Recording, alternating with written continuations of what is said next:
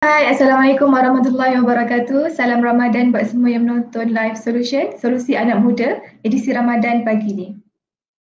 Okay, kita bagi laluan untuk anda share video ni. Okay, kita bersiaran di dua channel iaitu di Facebook dan juga YouTube Muslim Volunteer Malaysia. Okay, sebelum tu anda boleh share live ni supaya lebih ramai yang dapat manfaat, supaya lebih ramai yang tahu kita live hari ni. Okay, live streaming hari ini ditaja oleh Pusat Pakar Psikologi Jiwa Damai. Okay, nama saya Adawiyah Kamaluddin, moderator anda pada hari ini. Jika sebelum ni kita pernah membincangkan topik sukarelawan di era pandemik, gaya baru atau suam kuku, fake braces betul ke bahaya dan stres di tempat kerja. Dan hari ini kita kembali di episod 5, solusi anak muda edisi Ramadan. Baik, tanpa melengahkan masa, mesti dah tak sabar untuk episod kali ini. Ada topik hari ini adalah wanita, cinta dan Ramadan. Special untuk anda semua di bulan Ramadan ini. Baiklah, mari kita perkenalkan panel yang sangat istimewa pada hari ini iaitu Ustazah Fatimah Syarha.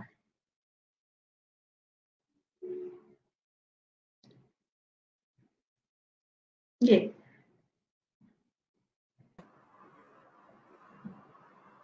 Assalamualaikum warahmatullahi wabarakatuh. Waalaikumsalam. Apa khabar Ustazah? Alhamdulillah. Dah Buya sihat? Sihat, Alhamdulillah. Okey. Semuanya. Okey, sebelum ni saya bacakan sedikit biografi Ustazah.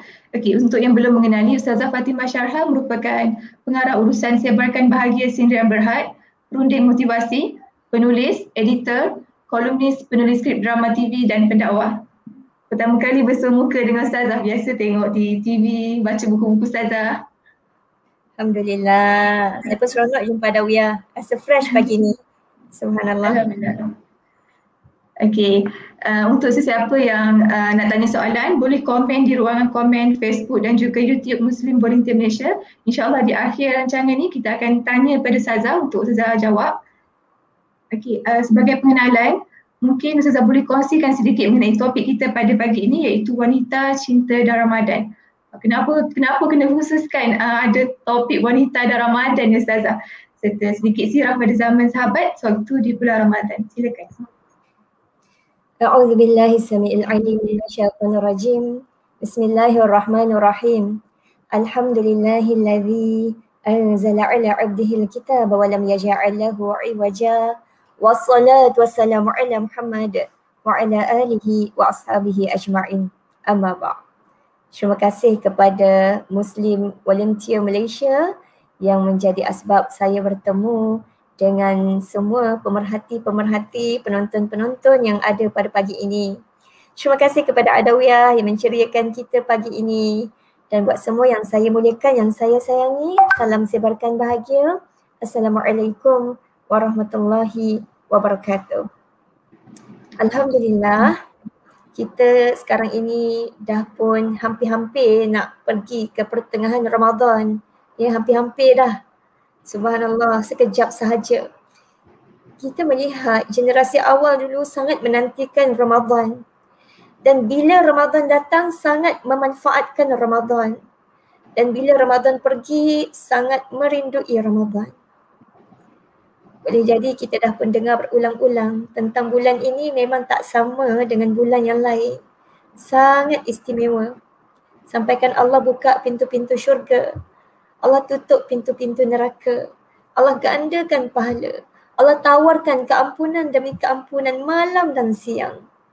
Allah ikat syaitan-syaitan nak mudahkan kita lebih mudah mengejar kebaikan. Allahu Akbar. Generasi awal dulu dipersiapkan dengan jiwa rabbaniyah. Ya, sebelum datang perintah mengerjakan puasa 2 Hijrah. Ya, turun dulu ayat-ayat awal yang memerintahkan untuk Qumil laila illa qalila. Bangunlah malam, ya, kecuali sikit. Dan ada juga ayat Qum fa'anzir. Ini bangun siang. Tadi bangun malam. Seruannya dua-dua kepada yang berselimut. Yang tu ya ayyuhal muzammil qumil laila illa qalila. Wahai yang berselimut, bangun malam kecuali sikit. Yang ni ya ayyuhal muddathir qum fa'anzir. Wahai yang berselimut, bangunlah dan berilah peringatan. Jadi jiwa para sahabat dulu, generasi awal dalam sirah, mereka malam mencari Allah, siangnya berdakwah, memberi peringatan, membuat kerja-kerja volunteer untuk masyarakat, kerja-kerja kebaikan, kebajikan. Subhanallah. Jadi semua yang saya muliakan, semua yang saya sayangi, bila datang perintah diwajibkan berpuasa pada 2 Hijrah, ya, memang para sahabat yang dah ada jiwa rabbani, dah diberikan persiapan fizikal dan mental. Pada bulan Syakban, mereka dah dilatih untuk banyakkan berpuasa. Sebab itu yang ditunjukkan oleh pribadi Nabi SAW. Dan anak-anak sebelum masuk Ramadan, mak-mak dah siapkan anak-anak ni, mereka dilatih puasa Ashura sehari dulu. Ya, yang tu selepasnya lah. Jadi kita pun nak ada persiapan untuk nak lalui beberapa hari lagi Ramadan yang masih berbaki. Antaranya dengan kita update balik pengetahuan kita melalui majlis ilmu seperti ini. Subhanallah. Jadi kita sangat syukuri Allah kesian kat kita, Allah pilih kita sekarang ini duduk dalam majlis ilmu, kita mohon kepada Allah. Moga Allah sudi angkat darjat kita, Allah sudi tingkatkan iman kita, Allah kesian pada kita, Allah bagi kemampuan untuk pindahkan kepada amal dan tindakan lepas ni. Jadi saya nak ingatkan dulu diri saya dan semua yang saya muliakan, niat kita bersama menuntut ilmu, ya, mesti kerana Allah. Nak cari kekuatan sungguh-sungguh. Dan kita ambil iktibar kekuatan daripada para sahabat tadi. Yang pada 2 Hijrah, baru 16 hari mereka berpuasa, hari ke-17 dah pun diwajibkan untuk perang Badar. Allahu Akbar. Kekuatan mereka sampai boleh berperang pada bulan Ramadan. Subhanallah. Dan ini keindahan rentetan ayat-ayat tentang kewajipan berpuasa daripada surah Al-Baqarah ayat 183 sampai 190. Kita akan tengok apa proses-proses yang para sahabat lalui. Ya, 190 tu berkenaan dengan berperang. Ayat-ayat last tu berperang. Ya, sebelum tu lalui apa? Kewajipan berpuasa, ayam ma'dudat, hari tertentu saja. Yang tak larat tu adalah rukhsah bagi mereka. Lepas tu syahrul Ramadan unzila fihi al-Quran. Ada tarbiyah Al-Quran. Lepas tu ada tarbiyah berdoa banyak-banyak pada Allah. Wa idza sa'alaka ibadi anni fa inni qarib. Ya, ada macam-macam tarbiyah. Tengok anak bulan, wa yas'alunaka 'anil ahillah. Tengok anak bulan. Sekejap lagi saya nak cerita hikmah. Apa kaitan hikmah tengok anak bulan dengan puasa? Kenapa tak tengok benda lain, matahari ke? Dan wanita biasanya sampai bulan pada bulan puasa. Yang ni kita bincang nanti di slot yang seterusnya. Semua yang saya sayangi, yang saya muliakan, ada sikit lagi menyentuh topik kita, ya, wanita, Ramadan dan cinta. Allahu Akbar. Kita sangat bertuah Allah pilih sama ada jadi lelaki atau wanita, dan kita wanita, Allah pilih jadi wanita. Wanita ini memang penuh dengan cinta, penuh dengan kasih sayang. Dan wanita adalah madrasah, ibaratnya sekolah bagi rumah tangga. Kita nak wujudkan sekolah kita, sekolah yang penuh dengan empati, rahmah, memahami, kasihan, cinta, caring, ambil berat, menghargai, mensyukuri. Ya. Bermula daripada jadual yang telah disusun oleh Allah dalam hari-hari Ramadan yang kita lalui, kita nak terapkan cinta di dalamnya. InsyaAllah. Alhamdulillah.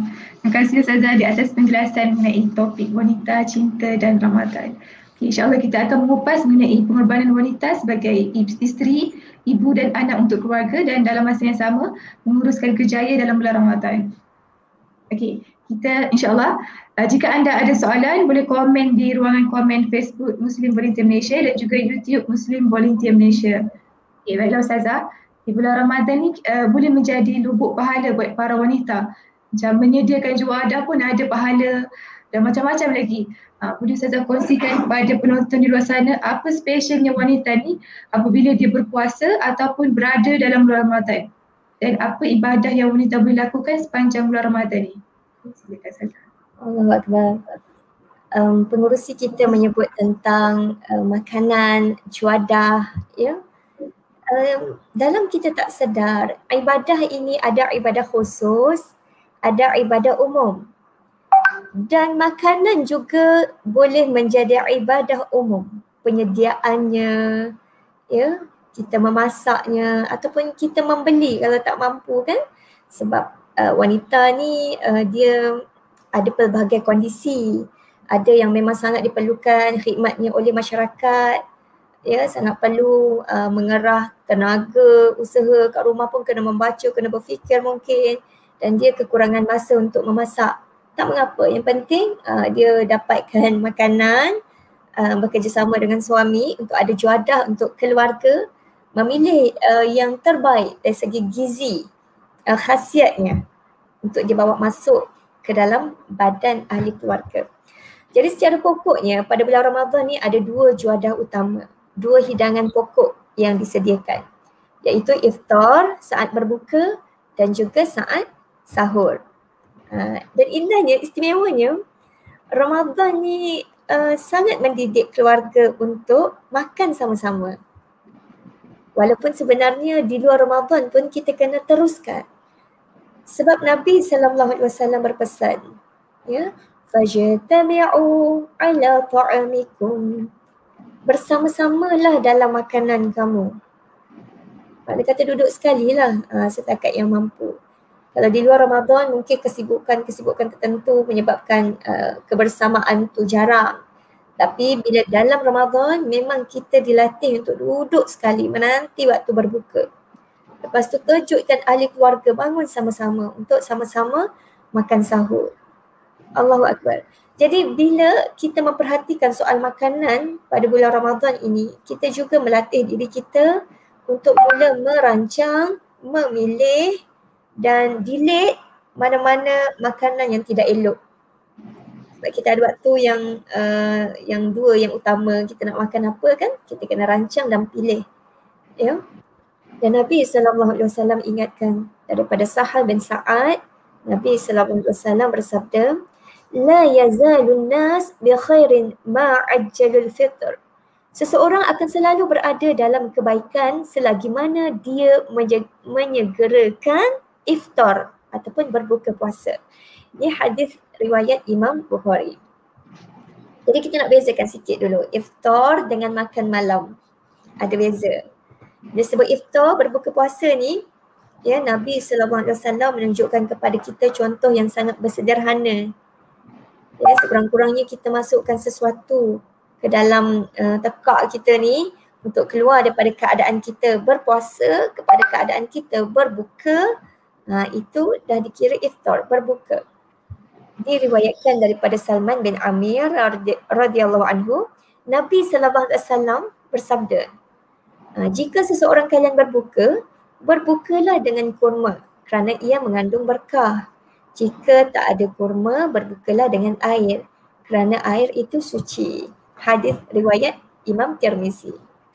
Jadi Al-Imam Ibn Qayyim rahimahullah dalam kitab Zadul Ma'ad ketika membincangkan hadis ni, ya, beliau kata hadis ni merupakan wujud cinta dan nasihat Rasulullah SAW kepada umat. Kerana Rasulullah memberikan sesuatu yang manis ke dalam perut. Umat kena ikutlah. Supaya apa? Supaya kita belajar, ya, kita bagi sesuatu yang berkhasiat, yang manis tu perut kita mudah cerna dan dia sangat banyak faedah untuk tubuh.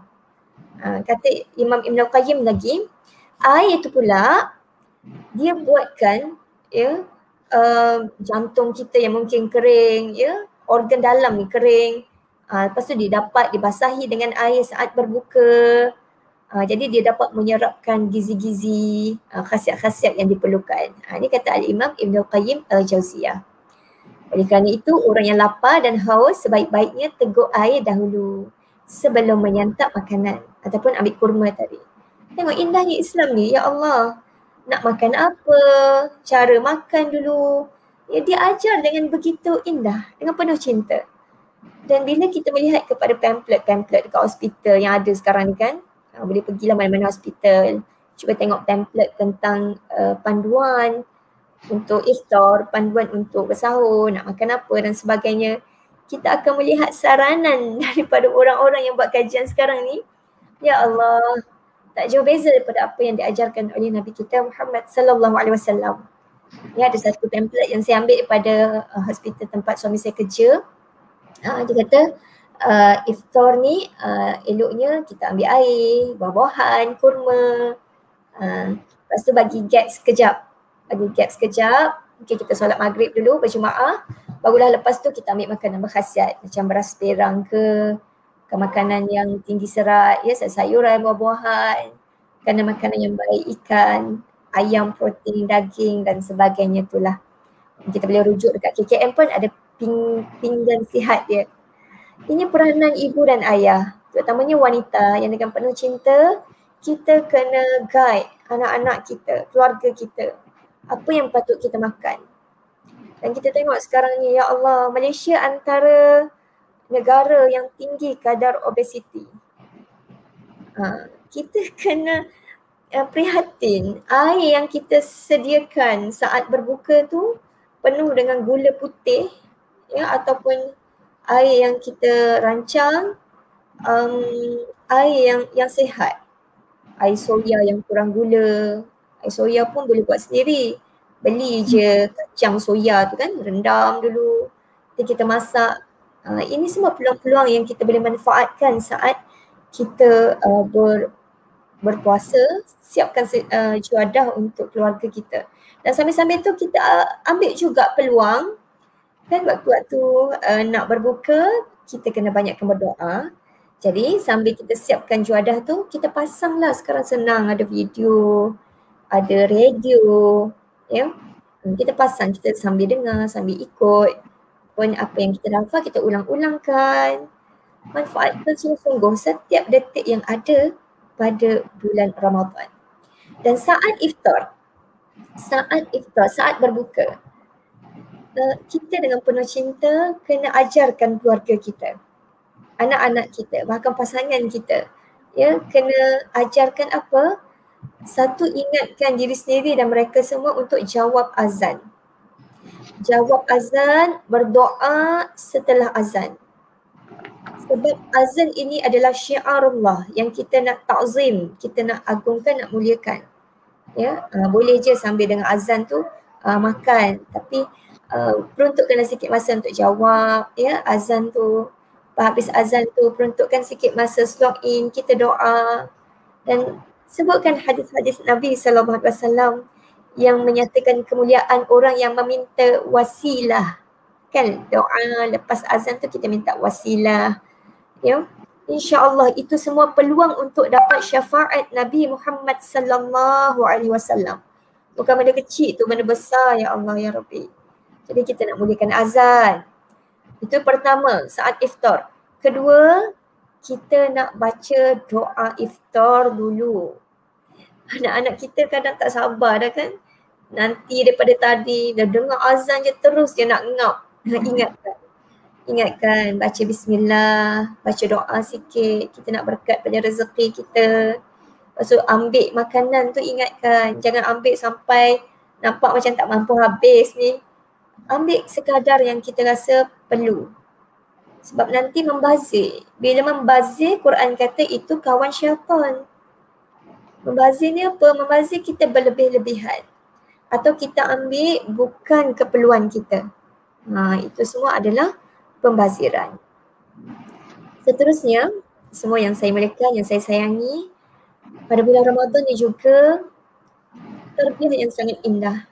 Tarbiyah yang penuh cinta dari Allah Subhanahu Wa Taala yang kita pun nak aplikasikan pada keluarga kita.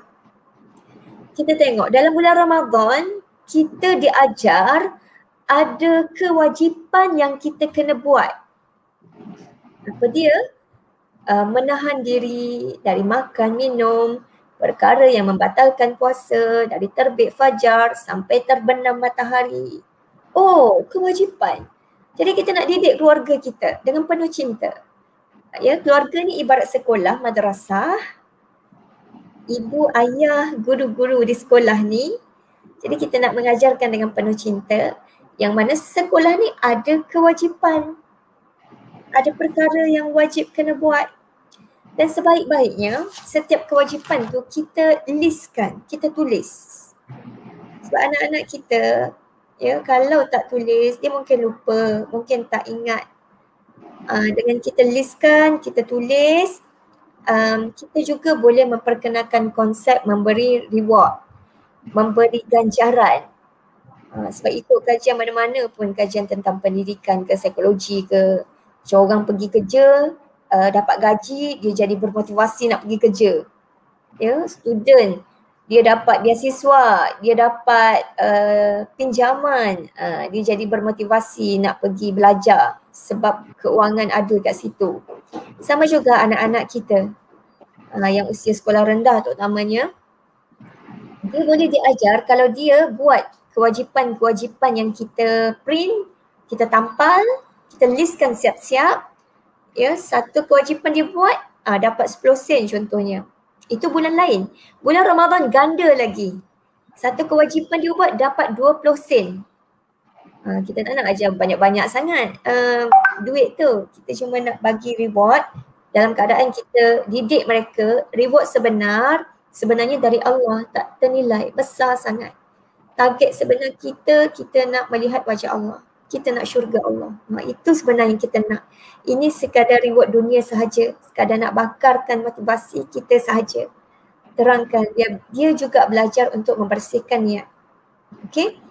Dan kata Imam Abu Hamid Al-Ghazali, beliau menyebutkan ada 6 kewajipan dalam bulan Ramadan. 6 kewajipan. Ni silibus wajib. Kat sekolah kita ini silibus wajib. Ya, kena ada. Apa dia? Yang ni yang Imam Ghazali sebut. Pertama, memperhatikan jatuhnya awal bulan Ramadan dengan cara melihat hilal. Yang ni kewajipan ke atas negara lah.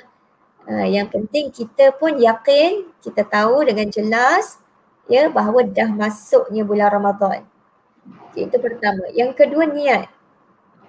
Niat ni cukup kita buat sekali pada awal Ramadan, ya, niat sebulan boleh. Namun disunatkan untuk kita tajdidkan niat kita setiap malam, ya, pada bulan Ramadan. Kita perbaharui niat. Perbaharui niat ni pun besar peranan dia kepada mind setting, heart setting untuk kita lagi bersedia, lagi semangat, lagi dapat kejar melalui Ramadan dengan apa? Dengan iman, wahtisaban.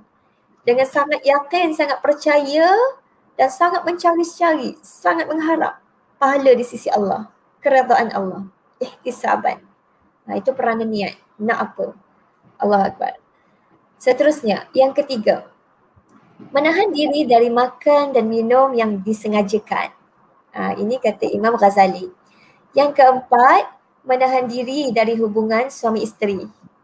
Dia sebut cinta ni tak dapat lari daripada cinta suami isteri. Nanti saya detailkan ya, apa yang boleh, apa yang tak boleh dibuat oleh suami isteri pada bulan Ramadan ini.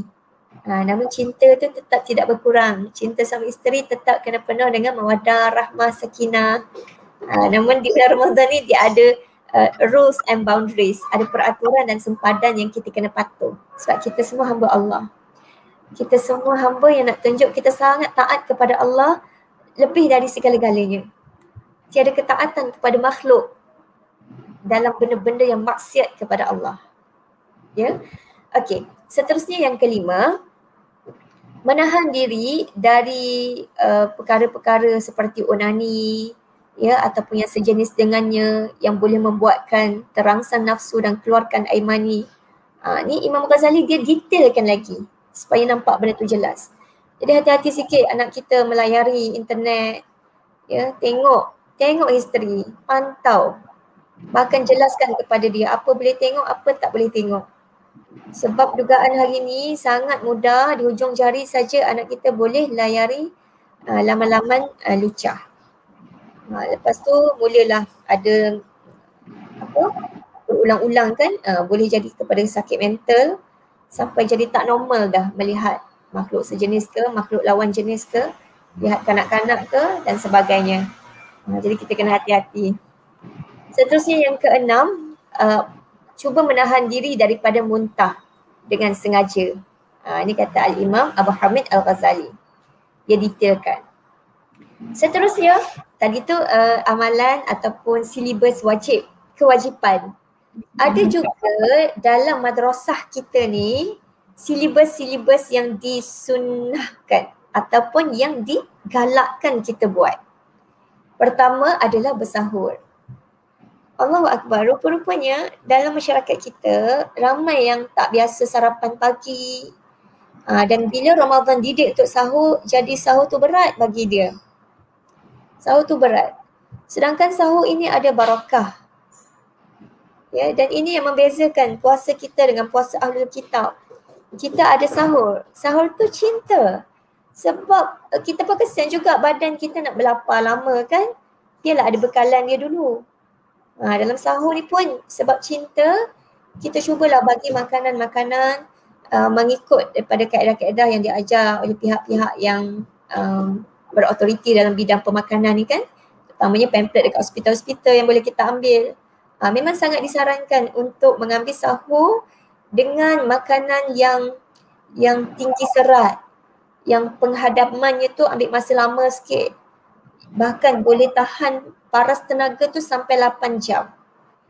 Misalnya beras perang, oat, susu. Kalau nak buat mudah tu, boleh campurkan oat, ambil 11 sudu ke, terpulang. Tengok kepada berapa orang ahli keluarga kita yang nak bersahur. Ambil 11 sudu oat ataupun 11 sudu kurma, bukan ataupun dan 11 sudu oat, 11 biji kurma. Lepas tu kurma tu kita buang biji, siap-siap kita rendamkan dalam air. Oat tu pula kita tuang susu kat dalamnya. Dua-dua tu masuk peti dulu.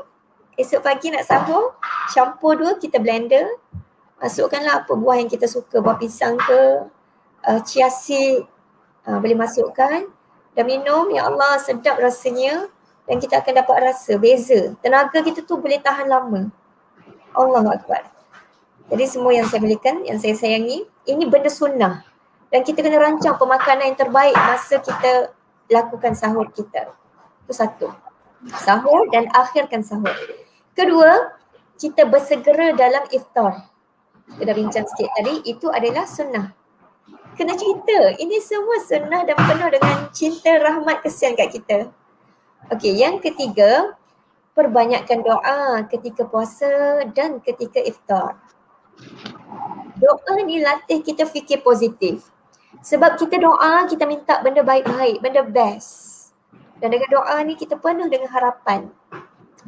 Bila doa pantalarangnya kena yakin yang Allah makbulkan dan jangan sekali-kali kita kata, dah banyak kali doa tak dapat pun. Itu pantalarang dia. Jangan tergesa-gesa, jangan kita tak yakin. Ini kena jaga adab-adab kita dengan Allah saat berdoa.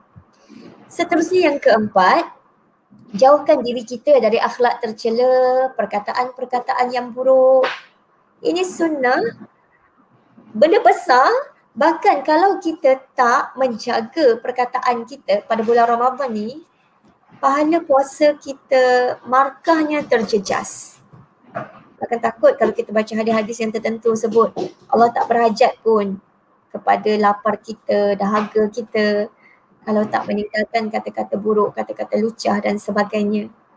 Rupa-rupanya bukan benda kecil ya, walaupun kita kata sunnah. Sunnah benda besar, kena buat. Ya, cuba untuk buat. Seterusnya yang kelima, sunnah dibolehkan menggosok gigi. Walaupun ada hadis sebut tentang bau mulut orang yang berpuasa lebih wangi dari kasturi. Itu bukan tanda tak apalah mulut busuk pun di sisi Allah lebih wangi dari kasturi. Bukan. Hadis tu kalau kita tengok rentitan dia, Allah sebelum tu dalam hadis kursi ajarkan kita supaya jaga kata-kata, jangan kata-kata lucah dan sebagainya. Macam sikit hadis tu kan, Lepas tu baru disebut tentang bau mulut orang yang berpuasa. Jadi nak gosok gigi boleh ke tak? Boleh. Bahkan anak-anak kita yang kecil ni, kadang dia tak larat, dia dah rasa macam penat, ya. Kalau dia minta berbuka, ya kita izinkan dia berbuka. Namun begitu kita kena cerdik jugalah, bijak bagi alternatif. Kita kata cuba dulu pergi mandi ke. Boleh tak boleh mandi untuk segarkan tubuh? Yes, boleh. Kita cintanya syariat kepada kita, dia faham. Faham kita ni kadang memang tak larat, panas ke, nak segarkan sikit tubuh. Boleh tak mandi? Boleh. Ataupun pergilah gosok gigi. Gosok gigi boleh buat kita macam kuat sikit. Ya, terutama untuk anak-anak kita. Boleh tak boleh? Kalau menurut Dr. Akram Ridha yang saya baca bukunya ni, Indahnya Ramadan di Rumah Kita, yang memuatkan banyak fatwa-fatwa para ulama kontemporari, dan masa yang sama tak meninggalkan perbincangan para ulama mazhab. Dan saya juga dalam perbincangan ni mengutip banyak fatwa-fatwa oleh mufti tempatan kita. Ya, Dr. Akram Ridha menulis bahawa gosok gigi itu termasuk dalam sunnah. Baik, seterusnya yang keenam, kita hiaskan diri dengan kebaikan-kebaikan, dengan perbuatan-perbuatan yang mulia. Lebih-lebih lagi Ramadan ni, lagilah kita nak target sungguh. Contoh target yang spesifik. Sebab target ni dia ada matlamat jauh, matlamat dekat. Matlamat jauh tu semua nak pergi syurga Allah, nak wajah Allah, nak redha Allah, mungkin semua jelas. Matlamat dekat ni, ataupun target yang dekat ni, dia kena spesifik dengan kondisi keluarga kita. Contoh kalau kita tengok anak-anak kita masih lagi tidak menguruskan emosi dengan cara yang betul bila bergaduh, bila marah. Ataupun kita sendiri kot tak menguruskan emosi dengan betul lagi bila bergaduh, bila nak marah ke anak, ya. Maka kita letak target nak hiaskan diri dengan kebaikan, bercakap yang baik-baik. Sebut apa yang Allah redha sahaja walaupun saat marah. Jadi kena rancang. Duduk dengan suami, dengan anak-anak, bincangkan. Target Ramadan tahun ini kita nak ada syukur communication. Komunikasi yang penuh dengan syukur, menghargai. Kalau marah nak kena buat apa? Rancang sama-sama. Okey, kalau marah sebut apa yang Allah redha sahaja. Kalau mampu diam je dulu. Pergi ambil wuduk tu yang Nabi ajarkan. Ya, kalau rasa nak cakap juga, jangan cakap ayat kita dululah, nanti menyesal. Cakap a'udzubillahi minasyaitonirrajim. Kalahkan musuh dalam ni. Aku berlindung kepada Allah dari syaitan yang direjam. Kalau rasa tak berdaya, rasa nak marah juga ni, ya, baca la haula wala quwwata illa billah. Aku memang tak berdaya ya Allah. Melainkan dengan kekuatan yang kau beri ya Allah. Ulang sampai nangis pun boleh ulang. Jadi kita terbiasa sama-sama. Siapa yang berjaya buat benda tu hari tu, bagi star sikit atau bagi reward, bagi tanda penghargaan sikit. Sebab kita nak bentuk satu madrasah sekolah yang sangat saling menyokong setiap individu dalam keluarga kita untuk hiaskan diri dengan akhlak mulia, dengan kebaikan. Yang ketujuh, tadarus Al-Quran. Nabi Muhammad SAW pada bulan Ramadan bertadarus setiap malam dengan malaikat Jibril. Ya, kita pun nak ada suasana tadarus dalam keluarga kita. Ya, kita hidupkan. Seterusnya yang ke-8, bersungguh-sungguh dalam beribadah, terutamanya pada 10 malam yang terakhir.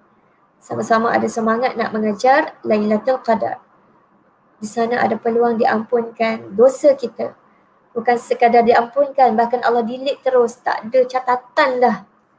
Bersih, Allah tak sebut, tak ungkit lagi dah dosa itu. Allah, indah sungguh. Jadi kita nak rebut peluang ini. Nak bagi setiap ahli keluarga rasa semangat nak rebut juga, kita mesti hadirkan persiapan mental. Ibulah dengan penuh cinta. Ya, best, kalau nak best lagi, sinergi dengan ayah sekali. Ya, dengan penuh cinta, ceritakan setiap hari di meja makan, ceritakan tentang Lailatul Qadar, ceritakan tentang bestnya Nabi tadarus dengan malaikat Jibril. Kita ni kena baiki lagi tadarus kita ini. Ya, sebut-sebutkan. Lepas tu iktikaf. Kita masih lagi dalam ujian pandemik COVID-19, walaupun masih terkawal berbanding yang awal-awal dulu kan. Siapa yang berpeluang iktikaf, terutamanya ketua keluarga, kita isteri galakkan. Kita isteri boleh mula bertanya, abang nak iktikaf tahun ni masjid mana, nak bawa keperluan apa, nak tolong siapkan juga, contoh kan. Ataupun nanti nak singgah sahur kat rumah ke ataupun nak sahur kat masjid. Kalau sahur kat masjid tu jenguk kat rumah untuk ambil milkshake ke. Sebab biasa masjid dia siapkan, kalau air tu air teh saja. Kalau boleh kita nak bagi makan yang terbaik jugalah untuk pasangan kita. Contoh bincangkan isu-isu teknikal begitu. Menunjukkan cinta kita pun hadir bersama ya dengan iktikaf suami nanti. Kalau nanti dah orang kata wanita boleh pergi ke masjid, macam sekarang boleh juga tapi terhad lah. Kalau di tempat saya tu 50 orang sahaja. Anak kecil tak boleh dibawa pergi. Jadi kalau anak kecil tak boleh bawa pergi tu macam mak dia pun dihalang sekali lah. Sebab mak kan biasa kalau dia pergi ke masjid, semua anak-anak ya, kanak-kanak ke remaja ke akan ikut bersamanya sekali. Dia tak akan pergi seorang. Akan bawa segala bala tenteranya ikut. Itu pentingnya mak ada cinta sangat pada masjid, rindu pada masjid. Tapi tak apa, kita meraihkan kondisi kita sekarang ni yang mungkin ramai ibu-ibu tak dapat berpeluang di masjid tahun ni. Tapi tak mengapa, hadirkan cinta kita dalam nak mempersiapkan suami kita biar ada rasa rindu untuk melakukan iktikaf dekat masjid, terutamanya 10 malam yang terakhir pada bulan Ramadan. Masya Allah. Banyak lagi nak cerita ni, ada perkara mubah, tadi sunnah mubah. Tapi masa pun ya Allah sekejap je kan berlalu. Moderator nak tanya apa soalan lagi, silakan. Okey. Okey, kita ada soalan di YouTube. Apa yang wanita haid boleh lakukan untuk sepanjang bulan Ramadan ni? Okey, terima kasih untuk soalan. Allahu Akbar. Baik. Wanita haid. Wanita haid sebenarnya dia ada banyak sangat ibadah-ibadah umum yang dia boleh buat. Dan ibadah khusus yang dia tak boleh buat sebenarnya tak adalah banyak sangat. Sikit je yang tak boleh buat. Yang boleh buat ni lagi banyak. Ya? Okey, saya ceritakan dulu apa 4 perkara yang disepakati oleh para ulama yang mana wanita haid tidak dibenarkan buat.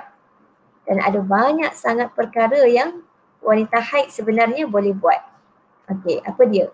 Yang pertama sekali adalah berpuasa. Yang kedua, solat. Yang ketiga, tawaf.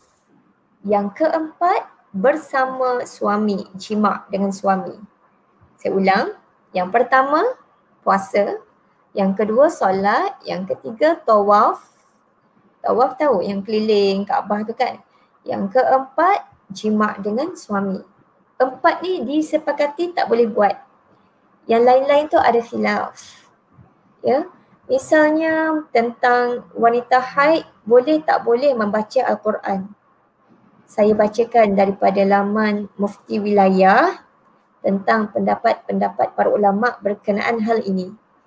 Okey, pendapat pertama kata haram. Dan ini pendapat jumhur fuqaha. Mereka melarang wanita haid ni baca Quran ataupun wanita yang sedang berjunub. Dilarang baca Quran berdasarkan hadis daripada Ibnu Umar radhiyallahu anhu. La taqra'ul haid walal junub syai'an minal Quran. Riwayat At-Tirmizi. Tak boleh wanita dalam haid dan berjunub membaca walau sedikit pun daripada Al-Quran. Namun bila ulama bincang hadis ni statusnya dhaif di sisi sebahagian ahli ilmu. Kerana sebahagian riwayatnya ni adalah Ismail bin Ayyash dari golongan Hijaz dan riwayatnya daripada mereka adalah dhaif. Bila sebut hadis yang dhaif, kalau bab-bab memotivasikan amal, para ulama guna hadis yang dhaif. Tapi kalau bab hukum, memang para ulama diketat sikit, ya. Mereka ada yang tak ambil lah hadis-hadis yang dhaif ini. Sebab tu menjadi perbincangan oleh para ulama. Dan pendapat yang kedua kata harus dibolehkan. Ini pendapat ulama Malikiyah mengikut riwayat yang sahih, iaitu dibolehkan untuk pegang Al-Quran bagi wanita yang haid dan boleh juga untuk baca Al-Quran dengan tujuan mengajar dan belajar. Kelonggaran ini diberikan kepada wanita yang dalam keadaan haid dan bukan wanita dalam keadaan junub. Junub ni bersama dengan suami itulah. Ini kerana hari-hari haid tu kan dia panjang sikit kan. Tapi kalau hari junub tu dia sekejap sahaja. Terutamanya bagi wanita yang ada sikit-sikit hafazan dia macam Al-Mulk, Al-Kahfi hari Jumaat ni yang dia biasa baca. Dia takut benda tu hilang, ya, ataupun nanti jadi malas, tak jadi kebiasaan dah, dia nak teruskan kebiasaan tu. Maka dibolehkan. Dan ibu adalah guru Al-Quran kepada anak-anak kita. Kalau belum buat lagi, lantik diri hari ini dan buat. Sebab besar sungguh pahala orang yang belajar dan mengajar Al-Quran. Khairukum man ta'allama Al-Quran wa 'allamah. Sebaik-baik kamu adalah orang yang mengajar Quran, orang yang belajar Quran dan mengajarkannya. Maka kita nak jadi sebaik-baik orang tu lah. Yang besar sangat pahalanya. Maka kita pun nak jadi guru Al-Quran kepada anak-anak dan nak istiqamah, nak teruskan. Serta kita juga nak berterusan jadi pelajar Al-Quran. Ya, belajar, sama ada belajar berguru ataupun sekarang ni belajar daripada YouTube. Ramai guru-guru yang hebat-hebat kat YouTube. Teruskan budaya belajar dan mengajar Al-Quran. Allahu Akbar. Jadi pendapat ini yang kata harus wanita haid baca Quran ini adalah pendapat bukan calon-calon orang, tapi pendapat tokoh ulama silam seperti Imam Al-Bukhari, Imam Ibn Jarir At-Tabari, Ibn Al-Munzir, Az-Zahiriyah, Al-Shawkani, Al-San'ani, Al-Sya'bi, Al-Syafi'i dalam qaul qadimnya. Dan antara ulama masa kini yang pegang dengan keharusannya adalah Syekh Muhammad Saleh Al-Uthaymin, Syekh Al-Azhar Al-Tantawi. Jadi semua yang saya milikan yang saya sayangi. Kalau kita nak pegang, tak boleh katakan wanita haid baca Quran. Kita tetap tidak terhalang untuk mendengarkan tafsir Quran, mendengarkan bacaan-bacaan Al-Quran sekalipun, ya. Kita masih lagi perlu hidupkan Ramadan kita sebagaimana yang Quran sebut, Syahrul Ramadan alladhi unzila fihi al-Quran. Bulan Ramadan tu bulan diturunkan Al-Quran. Quran tu fungsinya untuk jadi hudan, petunjuk dan jadi furqan. Furqan ni kita boleh bezakan mana baik, mana buruk. Kita nak pastikan Quran tu boleh jadi hudan dan furqan dalam hidup kita. Tak dapat tidak, kita tak boleh tilawah, baca saja. Kita kena merenung, tadabbur, sentuh hati kita dan tengok bagaimana kisah hidup kita kena dengan apa yang kita baca pada saat dan ketika itu. Dan kita ini ada yang tanya, Assalamualaikum Ustazah, ketika haid adakah saya masih boleh membaca Al-Quran di telefon? Okey, kesimpulan lah kita bagi sebab tak kisahlah ikut telefon ke, ikut Quran mushaf ke, kita dah bincang tadi, ya, para ulama antaranya Malikiyah dia membenarkan, ya. Kesimpulannya baca Quran dan hafaz Quran ketika dalam keadaan haid ini menurut tarjih ni yang dipilih oleh mufti wilayah adalah dibolehkan berdasarkan sebab-sebab yang telah diterangkan. Dan di sini dikatakan sekali lagi pendapat atau asar dalam menyokong pendapat ini. Ya, direkodkan bahawa Sayyidatina Aisyah baca Quran dalam keadaan haid. Ini yang dinukilkan oleh Imam An-Nawawi dalam Al-Majmu', At-Tabari dalam Al-Awsat, Ibn Rajab dalam Fathul Bari, Ibn Hazm dalam Al-Muhalla. Dan ini juga pendapat Ibn Abbas, Ibn Musayyib yang kata harus baca Quran bagi wanita haid, ya, termasuk Muhammad Ibn Maslamah.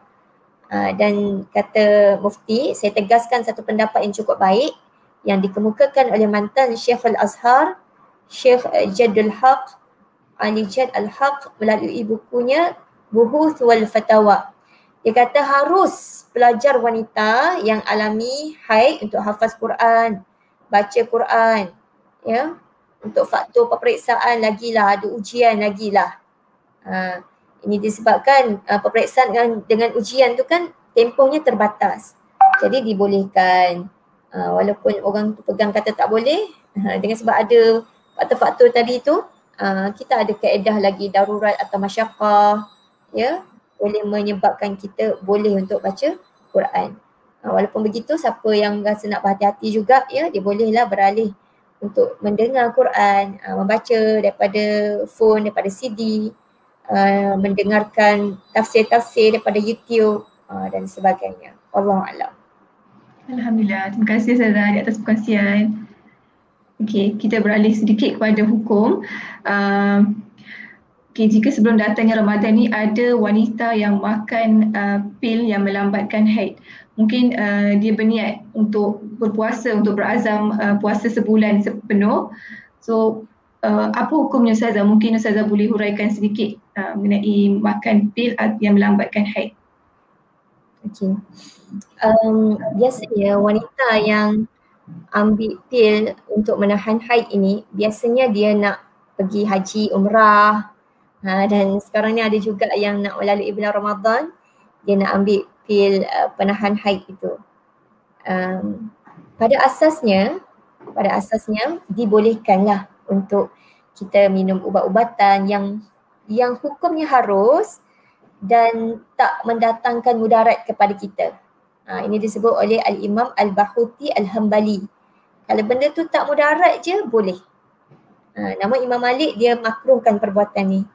Kata Imam Ibn Rushdi Al-Maliki rahimahullah, Imam Malik ditanyakan berkenaan seorang perempuan yang takut haidnya berlaku lebih awal. Lalu dia nak minum ubat yang dapat lambatkan haidnya. Kata Imam Malik, yang demikian tu bukanlah perkara yang tepat. Dia tak kata haram. Ulama sangat hati-hati tak kata haram. Ya. Namun mereka melihat bahawa haid tu benda yang semula jadi, yang normal, yang kita tak perlu nak kacau dia lah. Bagi je dia berjalan secara normal dan semula jadi. Sebab kalau kita tengok pun, kalau kita pergi umrah atau haji, yang wanita haid tak boleh buat cumalah tawaf. Tapi selain daripada tawaf, banyak yang wanita haid boleh buat. Contohnya apa? Wukuf di Arafah, ya, dan Muzdalifah, melontar jamrah, berdoa kepada Allah di tempat-tempat ini. Semua itu harus dikerjakan. Banyak boleh buat. Yang tak boleh buat satu sahaja. Bahkan Nabi SAW pesan kepada Sayyidatina Aisyah radhiyallahu anha, kamu lakukanlah sebagaimana yang dilakukan oleh orang-orang yang mengerjakan haji. Buatlah semua sekali. Kecuali jangan kamu tawaf di Baitullah sahaja sehinggalah kamu suci. Itu yang Nabi pesan. Dan kata Imam Malik tadi, Imam Malik dia memakruhkan sebab dia takut mudarat kepada wanita tersebut. Namun bila kita tengok isu ni secara keseluruhan, ya, memang pil pencegah haid ini dia termasuk unsur-unsur keduniaan yang mengikut kaedah fiqahnya al-aslu fil asya' al-ibahah. Kalau benda-benda keduniaan, asal bagi sesuatu mindset kita benda tu boleh dulu. Kita tak kata dia tak boleh.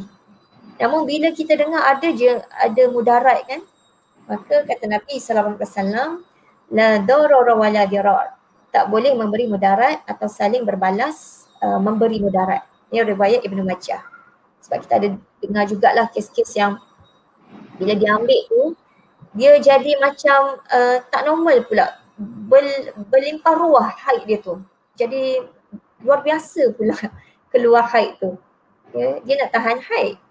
Ada juga kes-kes yang seperti itu. Jadi saya cadangkan bincang dan istikharah dululah sebelum kita ambil. Wallahualam. Terima kasih Ustazah di atas pencerahan. Okey, kita ada sedikit soalan daripada staf-staf di Muslim Volunteer Malaysia. Boleh Ustazah kongsikan penggunaan media sosial di bulan puasa khususnya pada para wanita ni, contohnya selfie, shopping online, sebab sekarang ni macam di hujung jari, so macam sekejap-sekejap nak tengok apa ni sale. Okay, dan ketiga itu saja. Okey, ini pun termasuk dari segi hukum asasnya al-aslu fil asya' al-ibahah. asal segala sesuatu adalah boleh, ya. Namun begitu kita nak tengok jugalah kita sekarang ini sedang berada di level mana puasa kita ini. Sebab syurga Allah pun banyak tingkat. Banyak tingkat. Ada syurga Firdaus, ada syurga Ma'wa, syurga Adnina, macam-macam syurga kan. Maka kita pun kena ada satu semangat nak sentiasa tingkatkan diri kita. Biar Ramadan tahun ini lebih baik daripada Ramadan yang lepas. Ya? Bahkan hari ini lebih baik dari semalam. Sebab tu para ulama, misalnya Imam Al-Ghazali, beliau membahagikan puasa kepada 3 kategori. Kategori pertama, saumul umum, puasa kelas awam. Orang-orang biasa buat ni. Orang biasa dia cuma jaga apa? Dia cuma jaga menahan diri dari lapar, haus syahwat, ya, jaga mulut, jaga alat kelamin daripada perkara yang membatalkan puasa. Namun masih ada compang-camping sana sini lagi lah. Sebab tu Nabi ingatkan berapa banyak umatku yang berpuasa cuma menahan lapar dan haus. Mereka tak akan mendapat pahala yang setimpal dari Allah Subhanahu Wa Taala. Jadi kita pun daripada asal kita puasa umum ni, kita nak baik yang compang-camping tu. Yang mungkin mulut tak jaga sangat. Mungkin banyak sangat lah tengok media sosial ni sampaikan kesempatan untuk Al-Quran jadi kurang sangat, sikit. Ataupun bila pergi bazar, masa yang kita peruntukkan untuk round bazar, pergi pergi balik tu, takut benda tu memakan masa kita yang panjang, yang banyak di situ. Jadi semua itu boleh menjejaskan markah puasa kita. Sebab Allah sangat melihat bagaimana kita menghidupkan siang, menghidupkan malam. Allah tawarkan keampunan siang dan malam. Jadi kita nak cubalah pindah sikit kepada puasa yang istimewa, saumul khusus. Walaupun tak layak ni, tapi nak cuba baiki compang-camping, lebih baikkan puasa kita pada tahun ni berbanding yang lepas dengan cara kurang-kurangkan sikit pembaziran duit, pembaziran masa. Tapi bersedekah kena lebih banyak. Berbeza ya, bersedekah pemurah dengan pembaziran lain. Bersedekah ni manfaat orang ramai. Tapi kalau pembaziran ni, kita berlebih-lebihan dan kita membeli sesuatu yang bukan keperluan. Walaupun daripada duit yang halal. Itu pembaziran. Ataupun kita buang-buang sahaja, itu pembaziran. Okey, puasa khusus adalah puasa kelas istimewa. Iaitu orang yang cuba tahan semua sekali. Tahan pendengaran daripada perkara sia-sia. Tahan penglihatan daripada tengok benda sia-sia. Yang tak tingkatkan iman dia. Ya, tak tingkatkan motivasi untuk kebaikan. Tapi kalau tengok Instagram, kita memang mencari-cari tadabbur. Kita memang mencari-cari orang yang kongsikan ilmu tentang puasa dan sebagainya. Allah menilai niat masing-masing. Kita tak boleh hukumkan secara umum general macam tu sebab kondisi berbeza-beza. Ya. Dan orang yang menjaga lisan daripada hilang pahala ataupun rosak pahala kerana kata-kata yang buruk. Jaga tangan, jaga kaki, jaga segala anggota badan dari dosa dan maksiat. Ini puasa istimewa. Dan paling istimewa, khususil khusus. Ini puasa para nabi, para siddiqin, orang yang benar-benar beriman dan orang-orang yang nak mendekatkan diri kepada Allah. Dan ada satu kaedah menyebut begini. Hasanatul abrar wa sayyiatul muqarrabin. Maksudnya, ada perkara yang bagi orang-orang baik, bagi orang-orang umum, orang yang baik-baik, ya, benda tu okey je, boleh buat. Tapi bagi orang yang nak mendekatkan diri kepada Allah, dia rasa benda tu buruk bagi dia. Misalnya, dia tengok laman-laman shopping lama sangat. Kalau memang dia tengok tu sekadar keperluan untuk beli, ya, apa yang tak ada. Itu memang keperluan lah. Kita manusia ada keperluan duniawi kita juga, ya. Tapi ni memang dia sangat jaga bila Ramadan dia memang spesifikkan supaya kebelian duniawi itu settlekan sebelum Ramadan lagi misalnya. Dia sangat jaga. Ni adalah orang-orang yang sangat memerhatikan akhirat dia pada bulan Ramadan. Okey, jadi itu antara kategori-kategori puasa yang ada yang kita pun nak sama-sama tingkatkan insya-Allah. InsyaAllah, amin. Terima kasih Ustazah. Okay, dan sebelum berakhir kita minta Ustazah kongsikan sedikit pesanan ataupun doa yang Rasulullah berikan kepada wanita semasa bulan Ramadan ataupun teladan dari Ummul Mukminin yang boleh jadikan panduan kepada wanita di luar sana semasa bulan Ramadan ni. Okay. Semua yang saya berikan, semua yang saya sayangi, ya. Bila kita dah masuk ke dalam bulan Ramadan ini, kita sangat nak usaha untuk sentiasa membaiki niat kita dan menyiapkan seluruh ahli keluarga kita, biarlah mereka ni menjadi orang yang betul-betul mengenal dan cinta kepada Ramadan. Bagaimana nak buat?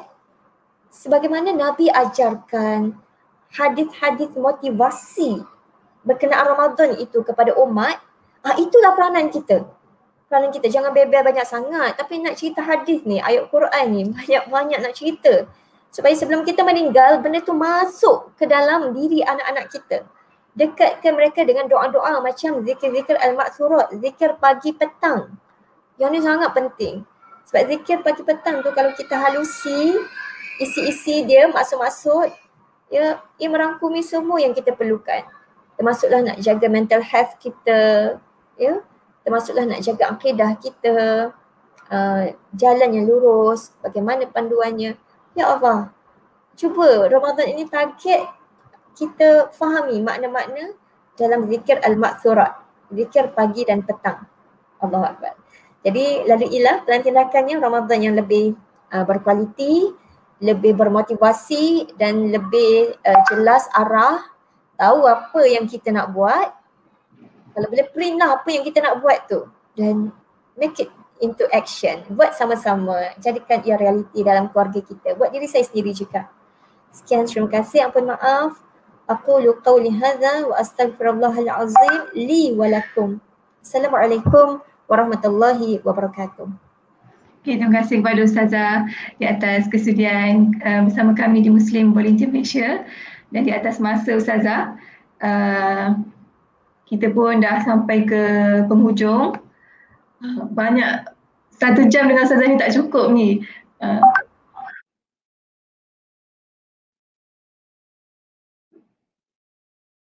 Okay. Terima kasih kepada yang menonton live solution hari ini.